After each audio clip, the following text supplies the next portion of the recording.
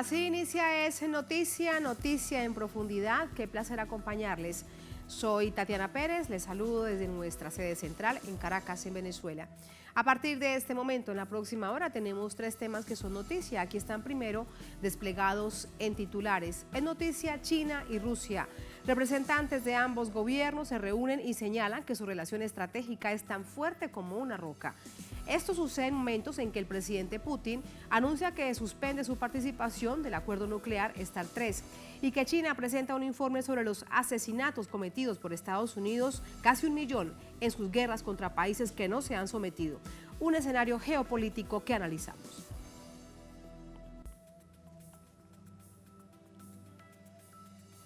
En Noticia México, el exsecretario de Seguridad Pública durante el gobierno de Felipe Calderón, Genaro García Luna, es declarado culpable este martes de 5 cargos en una corte de Estados Unidos.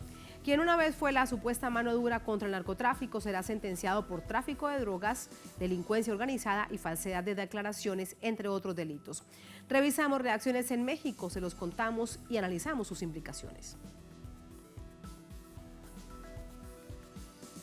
En Noticia Guatemala, ante la tardanza de un pronunciamiento de la Corte de Constitucionalidad acerca de la inscripción de la fórmula del MLP a la presidencia, campesinos e indígenas bloquean varias vías de la nación. Es una medida de presión para exigir que se acabe con el impedimento de su participación en los comicios de junio próximo. ¿A qué le teme la clase política? Vamos a analizarlo.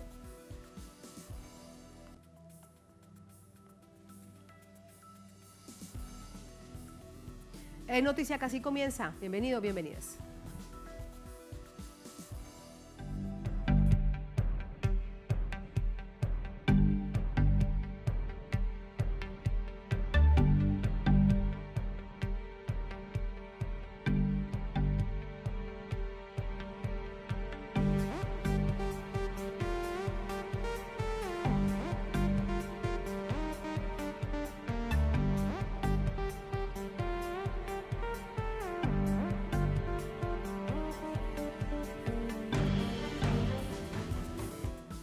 En noticia, China y Rusia, ambos gobiernos ratifican su alianza estratégica, aseguran que es fuerte como una roca.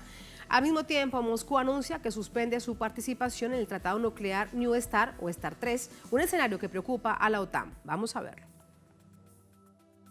El secretario del Consejo de Seguridad de Rusia, Nikolai Patrushev, se reunió en Moscú con Wang Yi, director de la oficina de la Comisión Central de Asuntos Exteriores del Comité Central del Partido Comunista de China. Patrushev dijo que la asociación estratégica con China es una prioridad absoluta de la política exterior rusa y con enfoques comunes para resolver problemas mundiales, particularmente en un escenario en el que Occidente actúa en contra de Moscú y Pekín.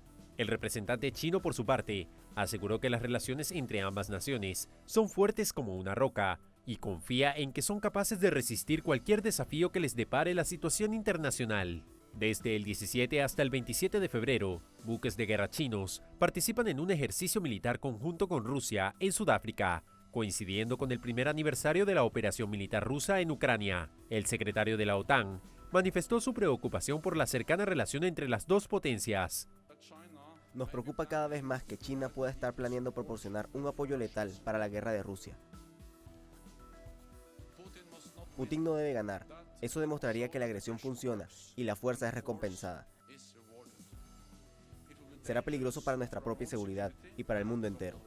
No se ha mostrado preocupada por las 900.000 vidas que se ha cobrado la supuesta guerra de Estados Unidos contra el terrorismo desde 2001, de acuerdo con un informe publicado el lunes por el Ministerio de Asuntos Exteriores de China. Este martes, en su mensaje a la nación, el presidente ruso Vladimir Putin acusó a los países occidentales de usar el conflicto de Ucrania para acabar con Rusia y anunció que suspende la participación de su país en el Tratado de Desarme Nuclear New START, que firmó con Estados Unidos. Repito, Rusia no se está retirando del tratado. No, está suspendiendo su participación. Pero antes de volver a debatir esta cuestión, deberíamos entender por nosotros mismos qué reclaman países de la Alianza del Tratado del Atlántico Norte, como Francia y Gran Bretaña, y cómo tendremos en cuenta sus arsenales estratégicos, es decir, el potencial de ataque combinado de la alianza. Desde Varsovia, el presidente estadounidense Joe Biden ratificó su apoyo a Ucrania y afirmó que la OTAN está más fuerte que nunca, pero no pretende destruir a Rusia. Estados Unidos y las naciones de Europa no buscan controlar o destruir a Rusia. Occidente no estaba conspirando para atacar a Rusia, como dijo hoy Putin. El tratado New START, firmado en 2010 y prorrogado sin condiciones previas por 5 años, en febrero de 2021, es el último que mantienen Washington y Moscú para evitar una escalada nuclear. Comprometía a las partes a reducir sus fuerzas nucleares hasta 700 portadores, 1.550 ojivas nucleares y 800 lanzadores, pero se ha debilitado en los últimos años, con persistentes acusaciones de Estados Unidos y la OTAN de que Rusia no lo estaba cumpliendo. Lo que hay que revisar en todo este contexto geopolítico, ¿dónde proviene esa directa responsabilidad? Una sola de estas ojivas, ya sea desde Rusia o desde China, pues prácticamente acaba con todos nosotros. De esto hablamos con el doctor Ernesto Carmona, analista político internacional, profesor de Prospectiva Política de la UNAM, nos acompaña de Ciudad de México. Hola, profesor, bienvenido, ¿cómo está?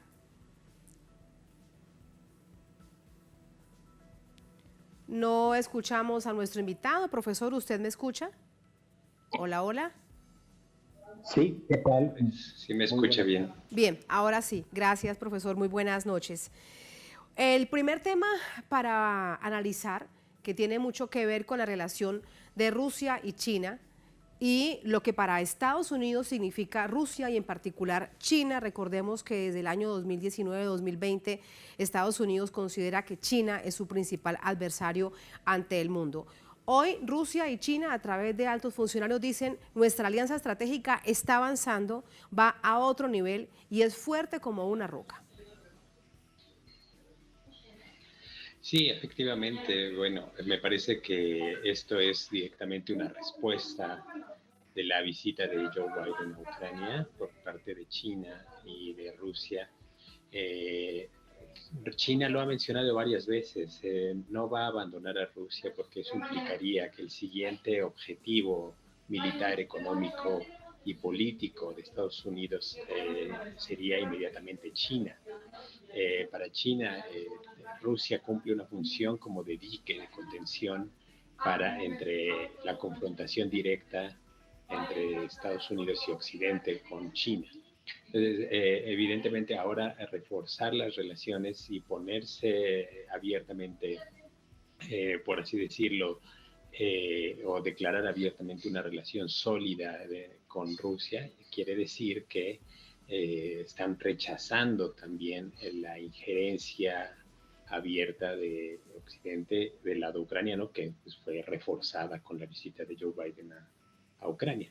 Entonces, de esta manera, pues lo que está provocándose es una solidificación de los bloques que parecen estar en mayor confrontación, una escalada de la confrontación, pero también me parece que es un mensaje hacia Estados Unidos de decir, bueno, hay que entender que no es el mismo mundo unipolar.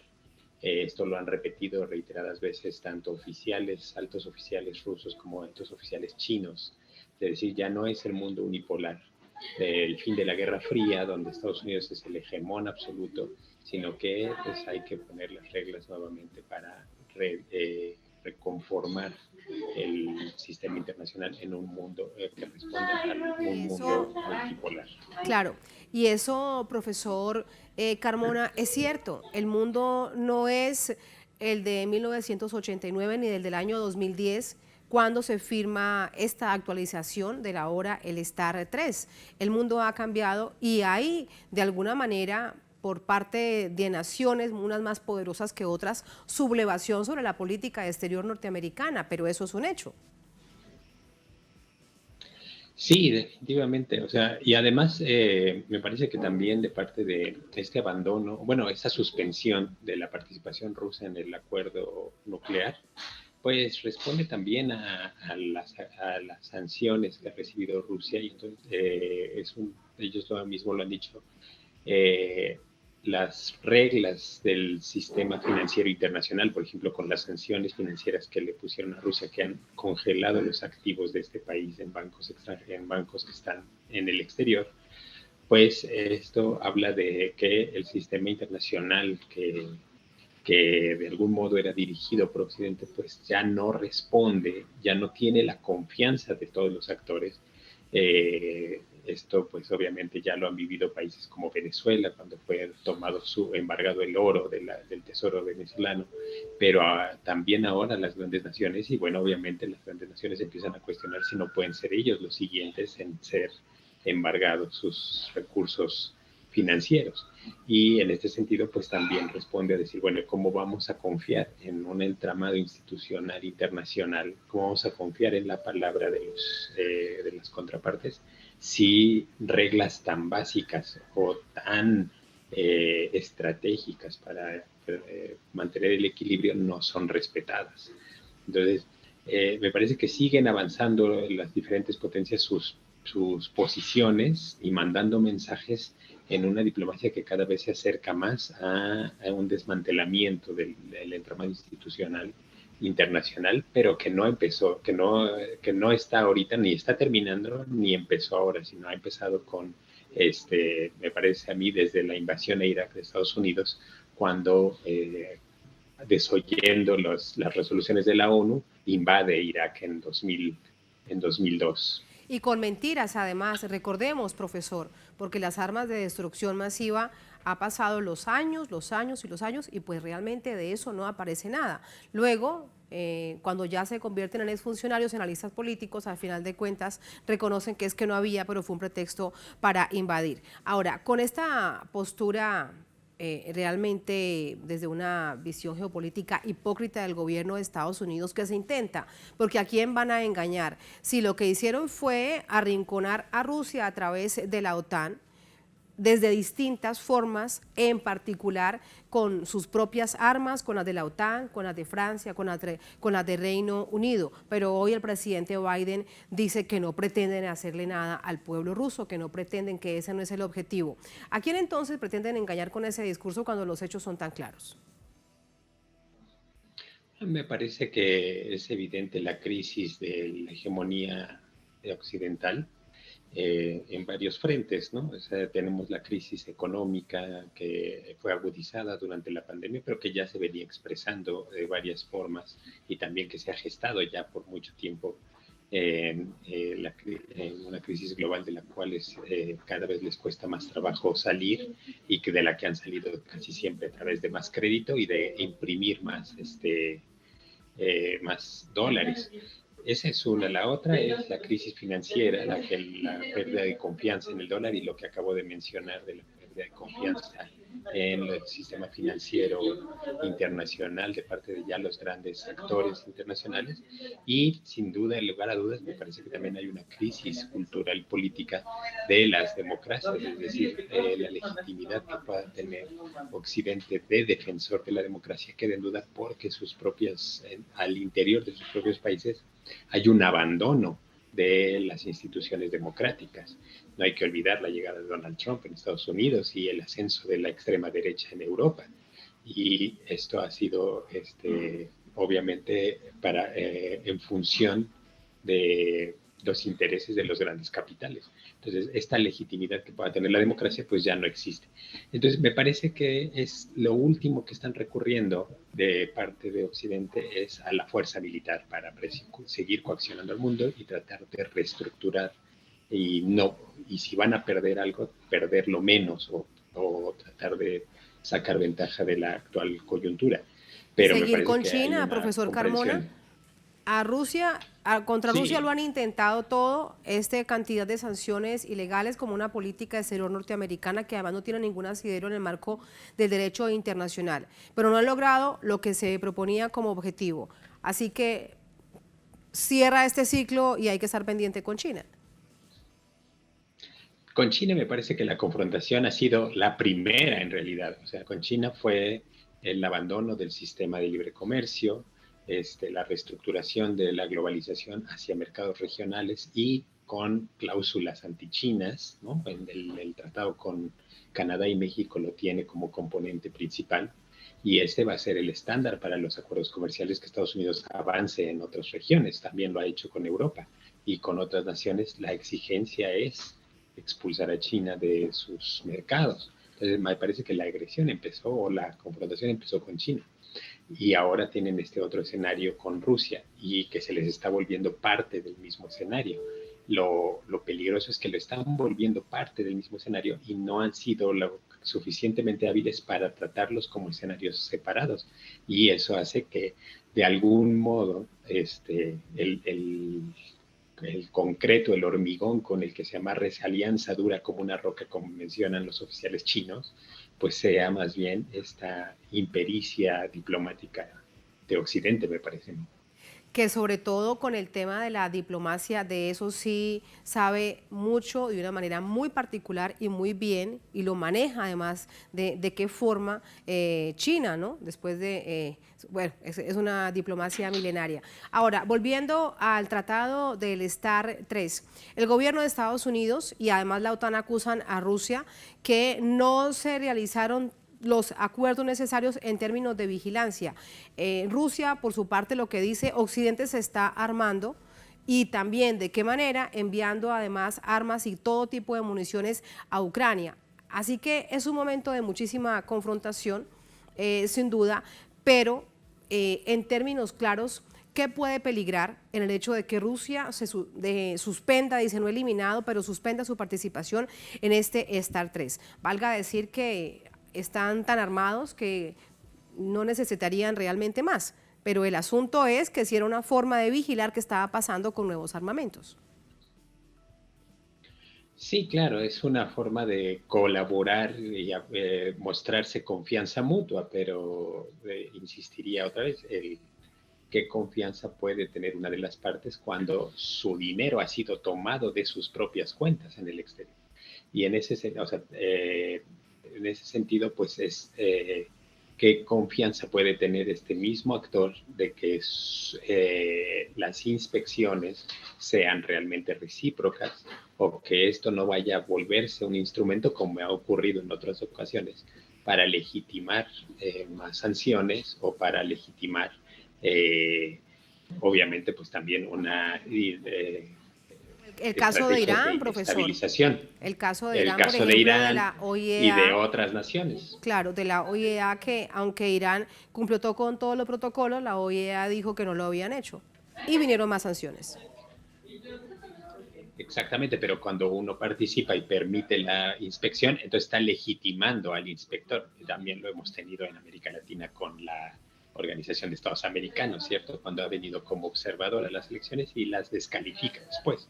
Entonces, por eso mismo es entendible que Rusia diga, pues no voy a participar en este tipo de inspecciones, porque pues lo que va a suceder es que puede ser utilizado en mi contra, y esto habla de la desconfianza en el sistema internacional que había costado tanto tiempo construir. Para despedirlo entonces, ¿usted cómo califica este momento que estamos viviendo cuando Estados Unidos ya no es, está clarísimo, no es la policía del mundo, no hay un mundo unipolar, hay un mundo multipolar, aunque Estados Unidos con su hegemonía intente mantener su imposición? Me parece que seguimos asistiendo a periodos de transición. Muchas veces en los análisis se dice, este es el momento de corte, de que el imperio termina o hay un cambio. Y eso en realidad no existe en la historia. Son periodos largos de transición, de cambio, de reacomodo de fuerzas, y depende de muchas circunstancias de cómo se vaya a reacomodar las fuerzas actuales. Insisto, yo creo que Estados Unidos está evaluando y la crisis sistémica que enfrenta, y va a hacer uso de todas sus herramientas al alcance, y lo ha hecho, lo ha venido haciendo para mantener el mayor control posible.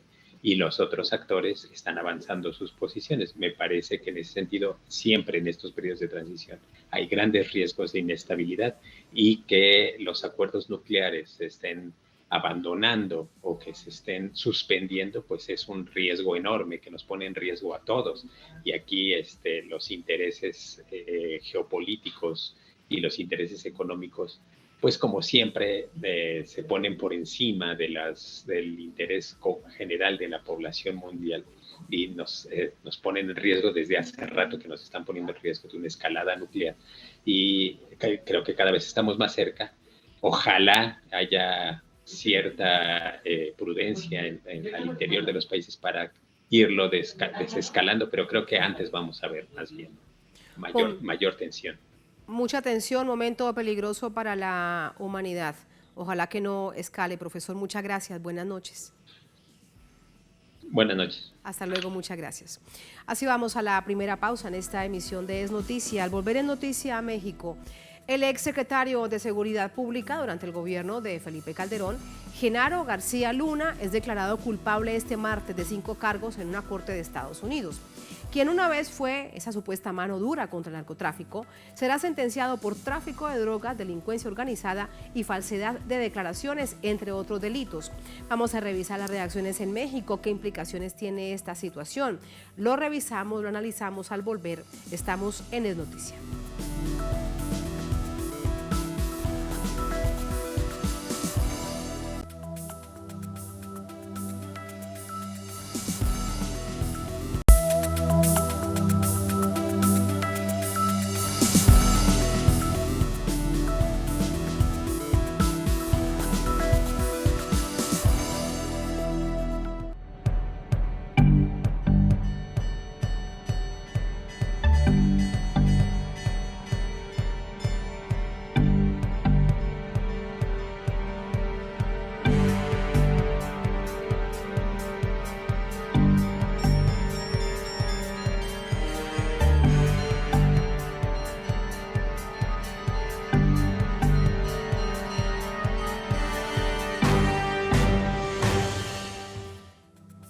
En Noticia México, Genaro García Luna, exsecretario de Seguridad Pública en la gestión del entonces presidente Felipe Calderón, fue declarado culpable de narcotráfico, delincuencia organizada por un tribunal en Estados Unidos. Vamos a verlo.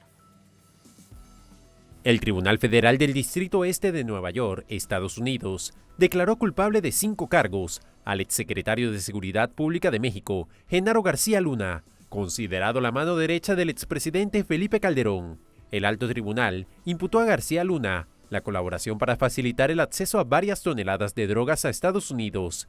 Igualmente, lo responsabilizan de conspiración para distribuir cocaína a nivel internacional, conspiración para importar cocaína y hacer declaraciones falsas, conspiración para distribuir y poseer con la intención de distribuir cocaína.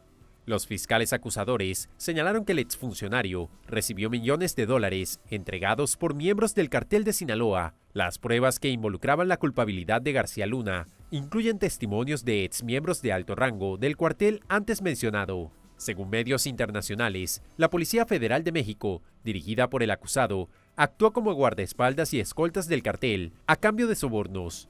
Por su despacho, se dio la orden de que los narcotraficantes pudieran usar uniformes y placas de policía y ayudaron a descargar cargamentos de cocaína de aviones en el aeropuerto de la Ciudad de México y luego entregaron la cocaína al cartel.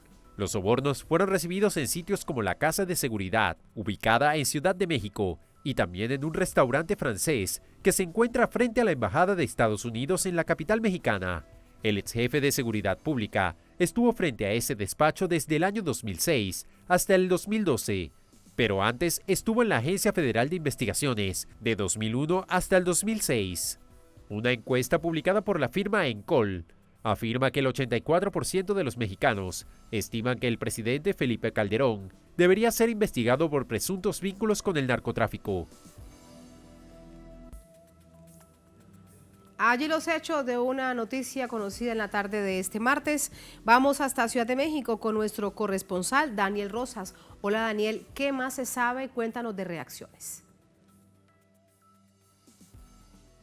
Hola Tatiana, muy buena tarde, buena noche para ustedes por allá. Bueno, pues prácticamente hasta el momento seguimos esperando reacciones, sobre todo del expresidente Felipe Calderón. Como lo hemos mencionado en otros momentos, el expresidente Felipe Calderón ha estado pues ausente, digamos, de cualquier declaración que pueda hacerse en torno al caso Genaro García Luna. Solamente en una ocasión, cuando se le pues mencionó de forma directa en parte de esta audiencia, es que él reaccionó a través de un tuit. Hasta el momento, Felipe Calderón no ha dado ninguna reacción, e inclusive los diputados afines a su partido o del mismo partido, del Partido Acción Nacional, que es un partido conservador de derecha aquí en México, pues sencillamente abandonaron la sesión del día de hoy en la Cámara de Diputados cuando se supo la noticia. Esto evidentemente pues desató algunas reacciones por parte de los diputados del partido oficial, del partido Morena, y también de un partido aliado que es el Partido del Trabajo.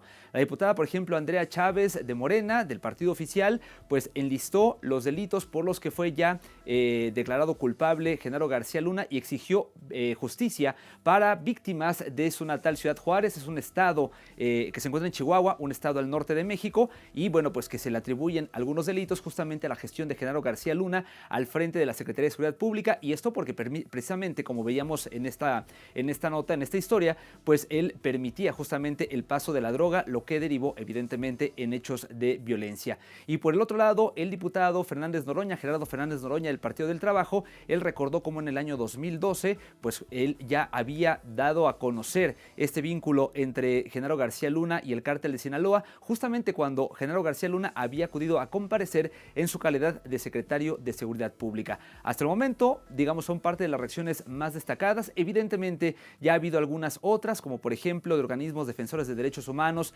quienes se han pronunciado en el sentido positivo, aplaudiendo, digamos, esta decisión de declarar culpable a Genaro García Luna tras pues los hechos que se le atribuyen a él en cuanto a matanzas, en cuanto a violaciones graves a los derechos humanos, y también pues dirigentes de algunos partidos, concretamente el partido en el poder, Morena, Mario Delgado, ya también se pronunció en un sentido favorable tras este veredicto del jurado de 12 personas ahí en la Corte de Brooklyn, en Nueva York. Estamos todavía pendientes de mayores reacciones, como habíamos dicho en otro momento, en otro corte, Tatiana, seguramente será mañana, cuando el presidente Andrés Manuel López Obrador, en su habitual conferencia de todas las mañanas, pues dé algún pronunciamiento al respecto. De hecho, ha sido muy notorio que el propio presidente Andrés Manuel López Obrador dedique un espacio de su conferencia mañanera a dar a conocer los avances que se han tenido a lo largo de las semanas previas de este juicio de García Luna. Se hizo una especie de sección especial en donde pues, el equipo de comunicación de Presidencia daba a conocer los avances de estas audiencias, daba a conocer las declaraciones, los nombres de personas vinculadas, de nombres mencionados, los sobornos que daba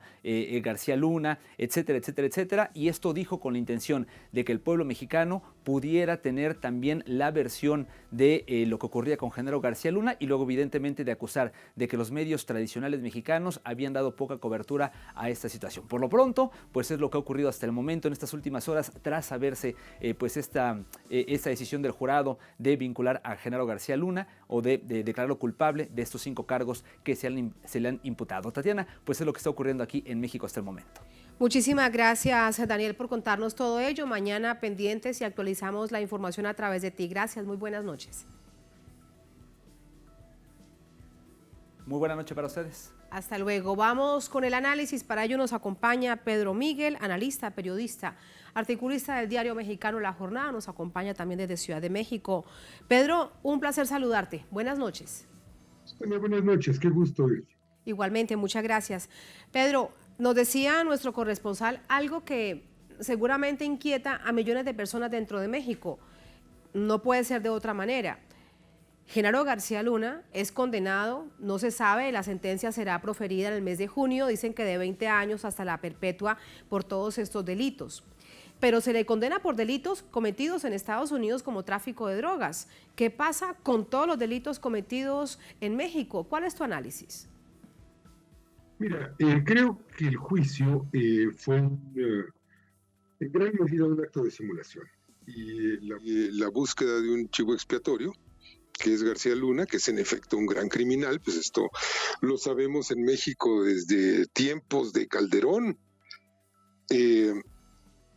Pero el juicio omite lo fundamental del asunto, que es juzgar a un régimen en México y juzgar al narcoestado en Estados Unidos. Porque Estados Unidos es el narcoestado. Es decir, García Luna fue el hombre de confianza de Estados Unidos. García Luna fue el hombre que le entregaba a Estados Unidos toda la información de seguridad de México, el hombre del que todos los funcionarios de la Embajada de Estados Unidos hablaban bien y elogiaban en los cables que reveló Wikileaks, por ejemplo. Es el policía favorito de Washington en México y es el hombre que instrumenta lo que se llamó Iniciativa Mérida, que fue el pacto que le dio una cobertura más o menos institucional a esto que se llamó Guerra contra la Delincuencia, que hoy tenemos claro que fue una guerra para favorecer a un cártel de la droga. Es decir, es cosa juzgada, ¿no? Pero esto no está en el juicio. Esto no está en el juicio. Lo que está en el juicio, pues, son los delitos de un individuo, pero es absolutamente inverosímil que este individuo, secretario o ministro de Seguridad Pública, hubiese podido hacer lo que hizo sin el conocimiento de Vicente Fox, que Vicente Fox lo colocó como titular de una corporación policial muy poderosa, sin la complicidad de Felipe Calderón lo hizo secretario de Seguridad Pública, y sin el conocimiento y la participación activa del gobierno de Estados Unidos. Entonces, se le juzga, se le declara culpable, ya le echarán cadena perpetua o 20 años, o vete a saber, pero hay todo un contexto que falta juzgar y todo un contexto que deliberadamente se dejó fuera del juicio. Sí, ¿y crees entonces que el gobierno de Estados Unidos, el establecimiento como tal, tenía el claro conocimiento de la relación entre Genaro García Luna y el cártel de Sinaloa? Por supuesto, Tania, pero es que, a ver, no solo tenía claro esa vinculación, es que Estados Unidos estaba vinculado o está vinculado al cártel de Sinaloa. Es decir, a ver, la DEA le lavó dinero al cártel de Sinaloa. Esto no es un invento, esto está documentado y publicado. Alcohol, tabaco y armas de fuego, la dependencia de Washington, le envió miles de fusiles de asalto al cártel de Sinaloa. Y la CIA, 20 años antes, diseñó las rutas de tránsito de la cocaína por el territorio mexicano en el marco de la Operación Irán-Contras. 3 dependencias del gobierno de Estados Unidos involucradas en el tráfico de drogas. Estados Unidos es el narcoestado, este es el gran elefante en la sala de ese juicio que pues hicieron maromas todas las posibles, prohibieron que se hiciera referencia a la enorme amistad y el afecto y la confianza que había entre altos funcionarios de Washington y García Luna, empezando por Hillary Clinton, siendo secretaria de Estado.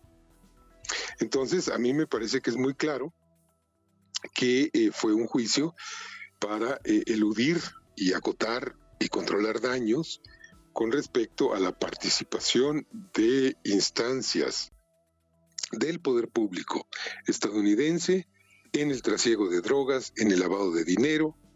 El gran negocio del narcotráfico, pues ni siquiera se lo llevan los narcos, se lo lleva Wall Street, que es el que le lava el dinero. Claro, el que lava el dinero. Y en todo este recuento que nos haces, Pedro, habría que incluir Rápido y Furioso también. Rápido y Furioso, cuando te decía que ATF envía miles de fusiles de asalto al cártel de Sinaloa, me refería, fueron 2 operativos, Tania. Fue Rápido y Furioso y antes hubo otro que se llamó Receptor Abierto. Más claro, ni el agua, ¿no? ¿Y quién en todo este contexto podría lograr la atención para que todo esto que nos estás contando, que bien dices, está publicado, está reseñado, porque son décadas actuando de esta manera en connivencia con el propio Estado estadounidense, podría hacerlo? ¿Quién podría? ¿El presidente López Obrador, Pedro? No, mira, el presidente López Obrador ha logrado algo maravilloso, que es una relación ordenada y equilibrada con Estados Unidos. Se ha logrado un mínimo respeto hacia México y sobre todo se ha logrado que los conflictos, que los hay, no contaminen el conjunto de la relación. Ese es el propósito de la política hacia Estados Unidos. Ejercer la soberanía sin que ello implique una confrontación que no le sirve a Estados Unidos, pero que tampoco le sirve a México. Entonces, no es el presidente López Obrador. Esto tiene que ser una tarea de largo alcance de las sociedades, de la sociedad estadounidense y de la sociedad mexicana, que tienen que caer en la cuenta que acá en México se ha sacrificado a centenares de miles de personas y en Estados Unidos se están muriendo cientos de miles por sobredosis para hacerle el negocio a entidades que ni siquiera son cárteles, son bancos. Es HSBC, es Citigroup, es American Express, es Wells Fargo. O sea, esto pues se sabe de siempre, ¿no? Entonces creo que es un trabajo de largo plazo y este fallo en contra de García Luna nos permite como ir evidenciando que el narcotráfico es un negocio inventado por Estados Unidos cuando lanzó la guerra contra las drogas, que en realidad era una guerra por las drogas, porque lo que le da valor a las drogas es que estén prohibidas, porque la cocaína cuesta lo mismo que el bicarbonato en términos de costos de producción. Claro, sí, te entiendo cuando nos dices esto y también de alguna manera esto nos permite entrar a lo que también se conoce con toda evidencia y es el fracaso de toda esa lucha contra las drogas. En México, en Colombia, bueno, en América Latina, ahora Ecuador, que lamentablemente se ha colombianizado, Chile también, etcétera, etcétera. Bueno, mira, yo creo que es un fracaso para nosotros, es un fracaso para las sociedades que no han podido evitarlo, es un fracaso para las miles de familias que han visto, que han conocido la pérdida, la desaparición, la muerte, la cárcel, etcétera. Pero desde el punto de vista de los diseñadores de esto, es un gran éxito. Es decir, han sacado cientos de miles de millones de dólares de la guerra contra el narcotráfico. Han encontrado su coartada perfecta para intervenir en países. Han vivido amenazando con que nos van a declarar en su lista de terroristas, con que van a mandarnos aviones y submarinos, etcétera. Con este gran pretexto nos han vendido una cantidad de equipo de seguridad, cámaras, chalecos, blindajes, armas, desde luego, y a veces tomaduras de pelo que no sirven para nada, como las que le vendieron a Felipe Calderón, y han amasado fortunas, pero esas fortunas no las tiene el narco que está con un AK-47 matando personas. No, las grandes fortunas están arriba y están en Estados Unidos, están en México en manos de gobernantes, de exgobernantes de ese periodo negro en el que padecimos un narcorrégimen que va de 1988 a 2018. Sí, y para ellos ha sido un éxito. Ahora te pregunto con respecto a la implicación que eso tiene en la política mexicana y en particular en la figura del expresidente Felipe Calderón, hoy un clarísimo adversario del gobierno del presidente López Obrador. Bueno, mira, la oposición mexicana, que es una oposición, la que tiene representación política, es una oposición de derecha, oligárquica, reaccionaria, anticomunista incluso, está preparando una marcha para defender a un instituto electoral que ha trabajado para ellos durante décadas y que ha perpetrado o consentido fraudes electorales, impuesto gobiernos, etcétera. Es la marcha del 26 con la consigna el INE, el Instituto Nacional Electoral, no se toca. Bueno, a la vista de esto yo creo que le pueden ir cambiando el nombre y pueden poner Genaro no se toca. Es decir, pues Genaro es un prócer de ellos, Genaro es un representante excelso de ese régimen que en buena hora fue derribado por la sociedad mexicana en julio de 2018. Y Felipe Calderón, pues está hasta el cuello metido en esto, es decir, no tiene forma de decir no sabía, Tania. Es decir, no es posible que un presidente durante 6 años no sepa que su ministro de Seguridad Pública es narcotraficante. Y no es un presidente, son dos, porque Vicente Fox, el anterior de Calderón, también colocó a García Luna en un cargo policial muy importante. Es decir, tenemos dos expresidentes que están tocados de credibilidad para siempre.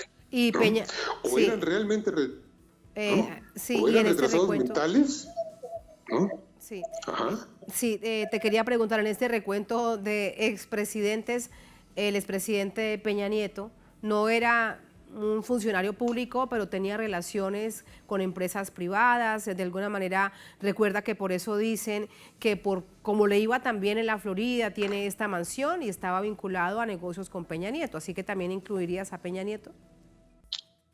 Incluyo a Peña Nieto, pero digamos que con Peña Nieto la corrupción era algo tan aceptado, normal, hasta canónico, yo te diría, que bueno, pues un corrupto más para Peña Nieto no era problema, ¿no?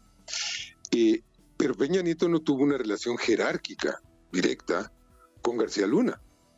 No, Peña Nieto donde podía hacer negocios los hacía, y si le ofrecía un negocio la Madre Teresa de Calcuta, hacía un negocio, y si se le ofrecía a Genaro García Luna, hacía otro negocio, y él se quedaba con, él y su grupo, ¿no? Con dineros públicos, etcétera.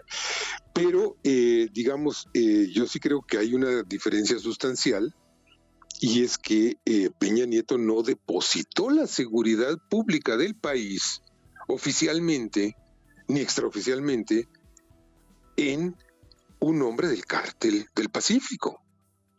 Sí hay diferencia, es decir, no defiendo a Peña Nieto, pero es que lo que hicieron los panistas Fox y Calderón es un escándalo mucho mayor, ¿no?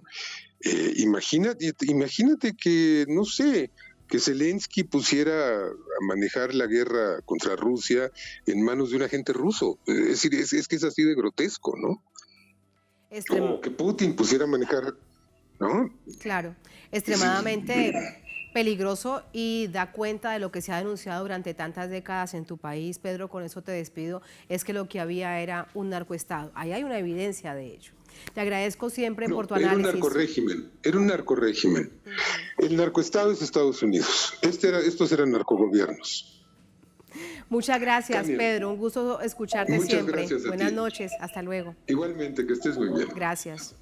Así vamos a la última pausa en esta emisión de Es Noticia. Al volver en Noticia Guatemala, ante la tardanza de un pronunciamiento de la Corte de Constitucionalidad acerca de la inscripción de la fórmula del MLP a la presidencia, campesinos e indígenas bloquean varias vías de la nación. Es una medida de presión para exigir que se acabe con el impedimento de su participación en los comicios de junio próximo. ¿A qué le teme la clase política? Vamos a analizarlo al volver. Estamos en Es Noticia.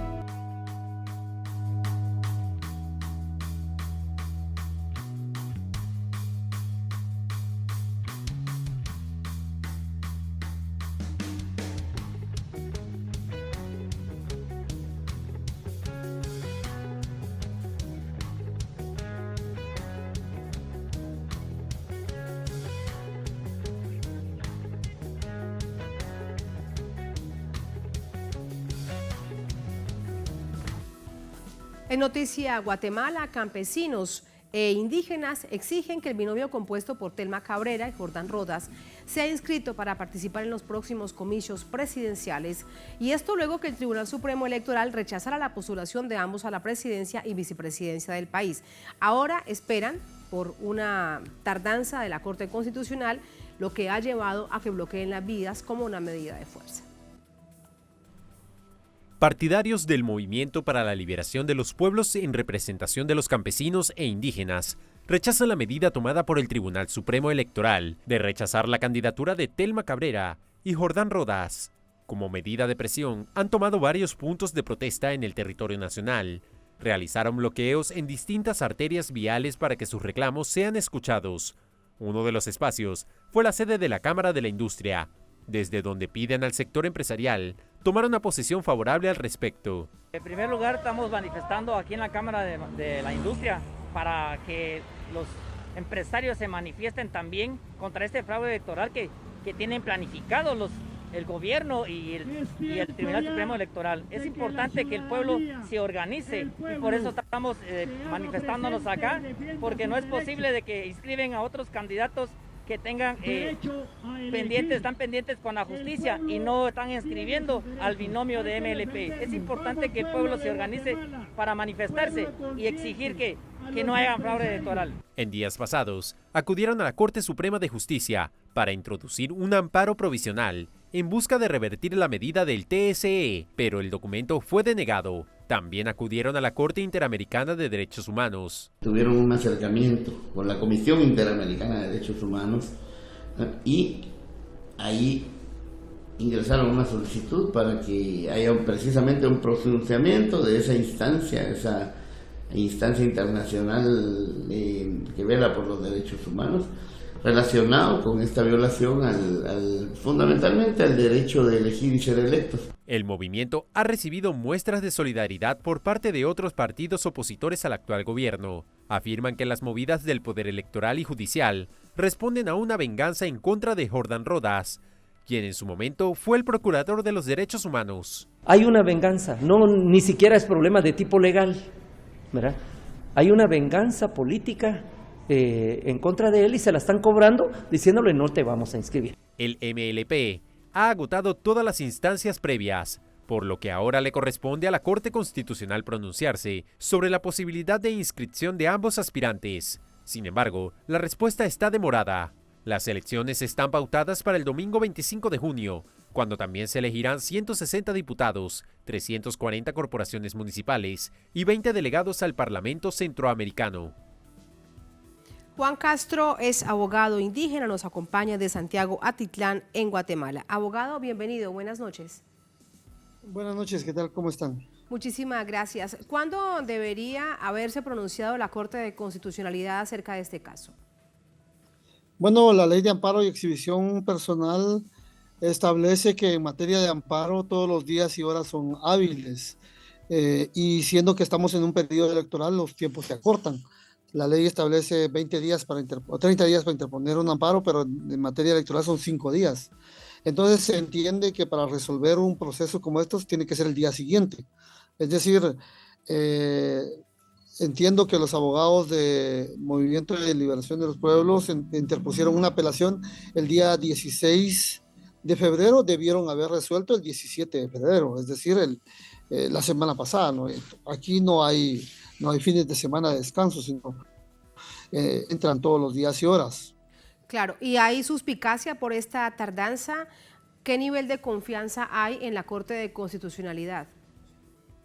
Pues el problema es que hay un ambiente de irregularidades que dan la percepción de que existe una exclusión y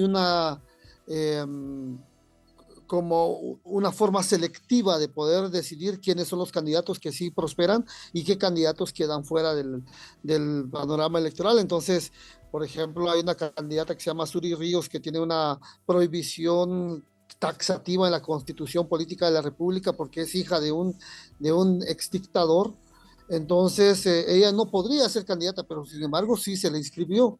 Y obviamente están aplicando aquí controles de convencionalidad. Es la abogada de Efraín Ríos Montt, del dictador Efraín Ríos Montt.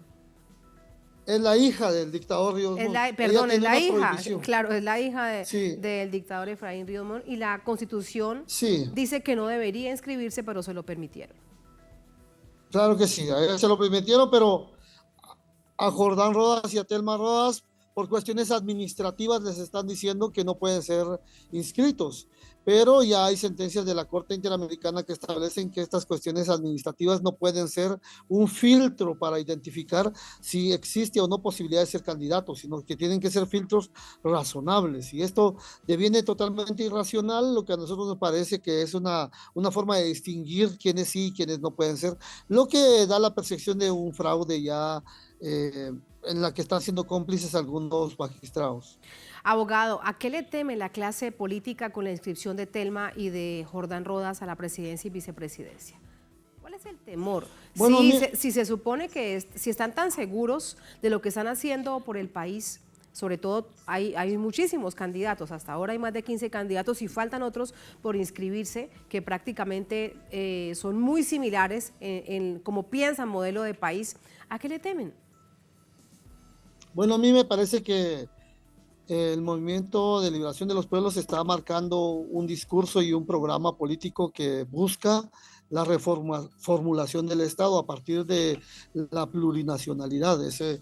Tenemos un Estado muy racista, muy patriarcal en Guatemala, y entonces ese racismo marcado teme a los cambios, teme a la expresión de los pueblos indígenas, teme a la reivindicación de las naciones de los pueblos. Entonces eso me parece a mí que empieza a marcarse como un temor que también va hacia ciertas élites que se han beneficiado del Estado durante siglos, ¿no? Entonces eso me parece a mí que es una de las principales temores, pero también hay un temor porque se piensa que hay una tendencia de pensar más en las izquierdas en el sur, y que eso podría llegar acá, y eso obviamente busca todos los obstáculos para mantener un estatus, ¿no? Claro, también pero ese es el temor infundado sobre una narrativa ante la población, como bien conocemos. Una manera de generar tal terror psicológico entre la población y entre los posibles votantes. Sí, bueno, el sector campesino indígena ha sido tachado acá de ser antidesarrollo, hemos sido tachados de ser no progresistas. Entonces pues hay muchos prejuicios sobre la clase trabajadora, ¿verdad? Entonces me parece a mí que MLP, como otras expresiones, recogen esos sentir y esos intereses, y eso obviamente está siendo obstaculizado. También estamos saliendo en un periodo donde hubo persecución contra muchos políticos corruptos, y eso llama la atención porque varios de estos políticos que estuvieron vinculados y condenados, incluso algunos de ellos en Estados Unidos, les están permitiendo ser candidatos, ¿no? Entonces eso te crea un panorama de mucha desconfianza al sistema electoral, ¿no? Muchísimas gracias por ese análisis, abogado. Ahora usted que lo dice, bueno, ya tampoco está la CICIG, que era una medida de control sobre el sistema judicial del país. Muchas gracias, buenas noches. Buenas noches a todos. Muchas gracias. Gracias a ustedes por habernos acompañado. Ponemos punto final a esta emisión de Noticia. Será hasta mañana. Sigan con nosotros.